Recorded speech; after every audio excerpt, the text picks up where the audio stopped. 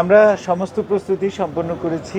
আমাদের অধিক গুরুত্বপূর্ণ কেন্দ্রগুলো এগুলো আমরা ভিজিট করেছি এবং গত কয়েকদিন ধরেই আমাদের এই ইলেকশন ম্যানেজমেন্ট এক্সারসাইজগুলো হচ্ছে।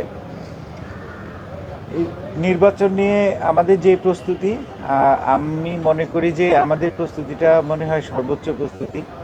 আপনারা জানেন যে আমাদের প্রত্যেকটা কেন্দ্রে 12 জন আনসার, গুরুত্বপূর্ণ কেন্দ্রগুলোতে 4 জন পুলিশ এবং সাধারণ কেন্দ্রগুলোতে 3 জন করে পুলিশ সদস্য আছে। এর বাইরে আমাদের 66টা মোবাইল টিম আছে, 12টা স্ট্রাইকিং টিম, 2টা স্ট্যান্ড বাই টিম নির্বাচনের সময় কাজ করবে।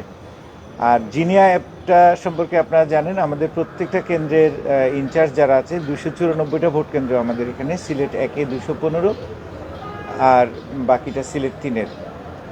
তো এগুলো তাদের প্রত্যেকের কাছে এই যে জিনিয়া আছে, তো যে কোনো জায়গায় যে কোনো সমস্যা যদি হয় সেখানে জিনিয়া মাধ্যমে কিন্তু আমরা তাৎক্ষণিক খবরটা পাবো এবং একই সাথে অটোমেটিক্যালি আমাদের সেন্টার থেকে সফটওয়্যারে অটোমেটিক্যালি নিকটবর্তী যে মোবাইলগুলো আছে সেই মোবাইলগুলোকে অ্যাক্টিভেট করবে এবং তারা ঘটনাস্থলে যাবে।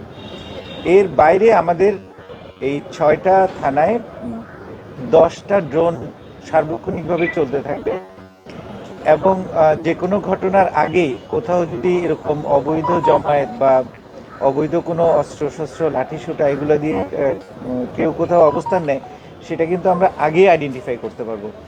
ভোটের পরিবেশ নিশ্চয় সুষ্ঠুভাবে করার জন্য সমস্ত প্রস্তুতি নেওয়া হয়েছে এবং সারা দেশে আপনারা লক্ষ্য করছেন যে একটা উৎসব মুখর পরিবেশ লক্ষ্য করা যাচ্ছে। গ্রামে গঞ্জে, বাসে, ট্রেনে, লঞ্চে সব জায়গায় মানুষের উপচে পড়া ভিড় শুধুমাত্র ভোট দেওয়ার জন্য। এই যে দীর্ঘ 17-18 বছর পরে এই ভোটের এই পরিবেশটা দেখে আমরাও অত্যন্ত আশান্বিত যে জনগণ যেভাবে চায় একটা উৎসবমুখর পরিবেশে ভোট প্রদান করবে, সেটার জন্য সমস্ত প্রস্তুতি আমরা রেখেছি।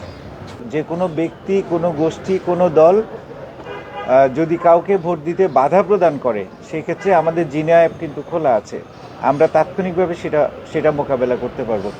আর সর্বসাধারণের প্রতি, সকল ভোটারের প্রতি অনুরোধ, আপনারা নির্ভয়ে ভোট কেন্দ্রে যাবেন এবং নিরাপত্তার সমস্ত দায়িত্ব আমরা নিয়েছি। ইনশাল্লাহ একটা সুন্দর, সুষ্ঠু, আনন্দমুখর, উৎসবমুখর পরিবেশে ভোট সম্পন্ন হবে। পুলিশের যেই মোবাইল এবং স্ট্রাইকিং টিমগুলো আছে, যেই জায়গায় একটু ডেনসিটি আছে কেন্দ্রগুলোর, সেখানে কিন্তু অন্যান্য সহযোগী সংস্থাগুলো, সহযোগী বাহিনীগুলো সেখানে কাজ করবে। আর্মি থাকবে, বিজিবি থাকবে, আনসার থাকবে এবং র্যাবও থাকবে। ধন্যবাদ।